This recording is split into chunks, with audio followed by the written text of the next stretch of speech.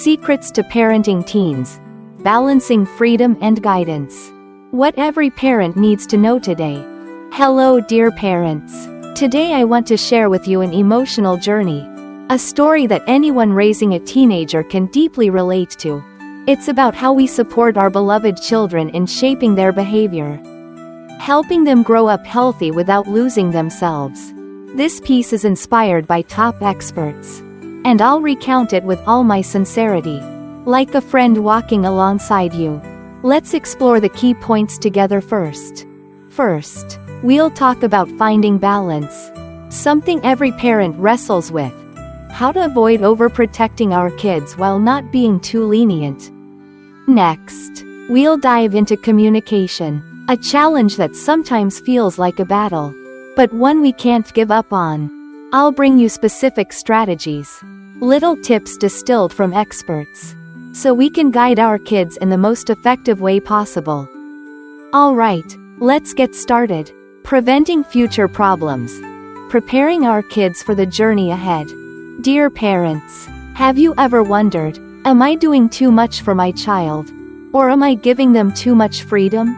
I bet that question has crossed all our minds at some point. Dr. Reynolds, an expert I deeply admire, once said, "We need to balance giving our kids new freedoms with providing guidance to help them behave responsibly." It sounds simple, but putting it into practice? Not easy at all, right? If we hold them too tight, they won't learn to make healthy decisions or face the consequences of their actions. But if we let go too soon, they'll miss out on the skills they need to become responsible adults. I've struggled with this myself, and I know you have too. So, how do we prevent behavioral issues down the road? Let's walk through some strategies together. Setting clear expectations. Laying the foundation for their growth. Parents, picture this. Your child is about to head out to the movies with friends or go to the skate park on their own for the first time. Before they step out the door, do you make your expectations clear? I've learned that setting clear expectations is a crucial step we can't skip. Tell them, "I want you to call me if anything comes up, and I expect you home by 8 p.m. If there are other plans, like staying over at a friend's or checking in by phone, make sure they know that too." Dr. Fulton, a brilliant guide in this field, once told me, "Don't hand over all decision-making power without oversight." I couldn't agree more. Our kids are growing, eager to assert themselves, but they still need boundaries to feel secure. When I started doing this, I noticed my kids often lived up to my expectations, as long as those expectations were reasonable. For instance, I'd say, "I expect you to keep your room tidy and finish your homework before gaming." If they struggled, I didn't rush to scold them.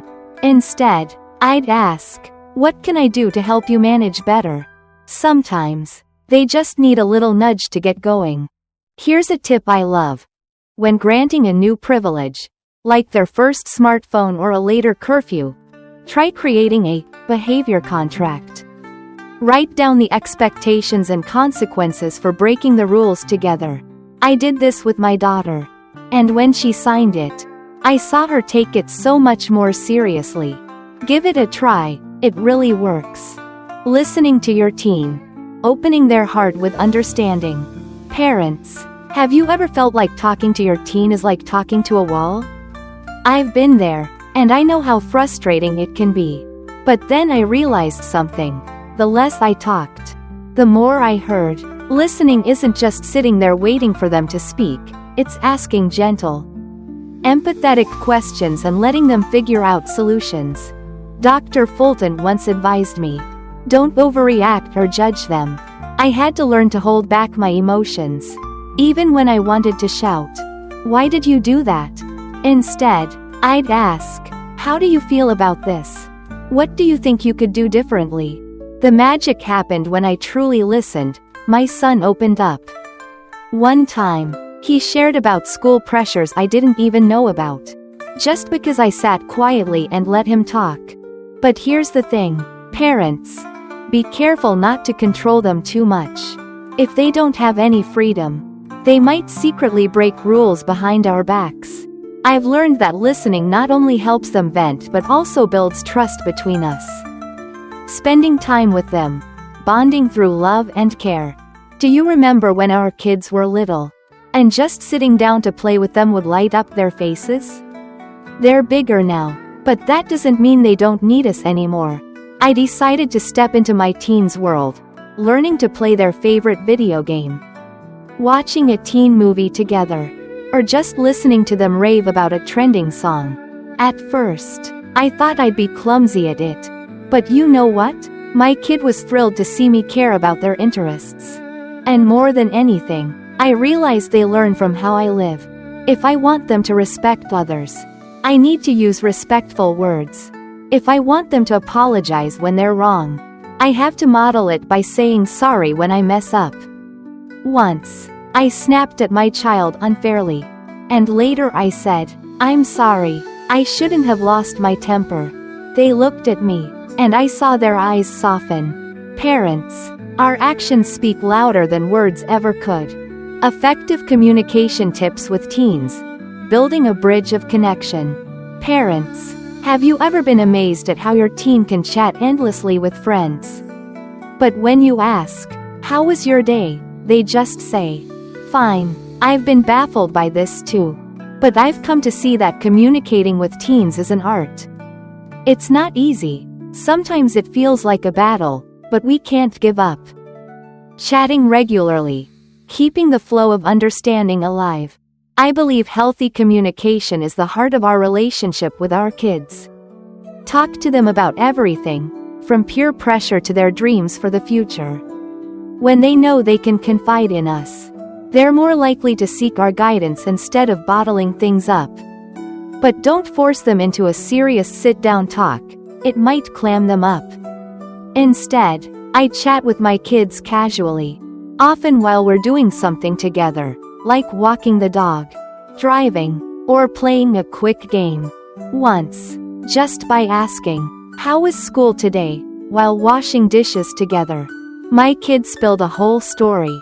Dr. Fulton once said, "Separate their mistakes from who they are." I remind myself that even when they mess up, they're still the child I adore. When they know we're always there, they feel braver to take responsibility for their actions. Don't push too hard, respecting their space. Parents, sometimes I want to know every detail of my kids' life. But I've learned that pushing too hard drives them away. They're asserting their independence. And that's a good thing.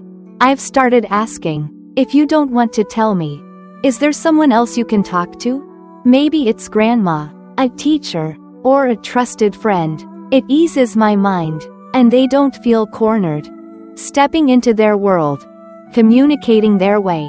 Lastly, have you noticed how our kids open up more through texts or social media? I tried messaging my teen. "Did anything fun happen today?" And to my surprise, they replied with more than I expected. Step into their world, and solve problems together, instead of telling them what to do. I ask, "What could you do to remember your chores on time?" We brainstorm ideas, and I let them pick the best one. You'll be amazed at how confident and proactive they become. Dear parents, raising teens isn't easy, but with love and patience, we can do it. I hope these insights feel like a gentle breeze, guiding you as you walk this amazing path with your kids. Try them out, and let me know how your story unfolds.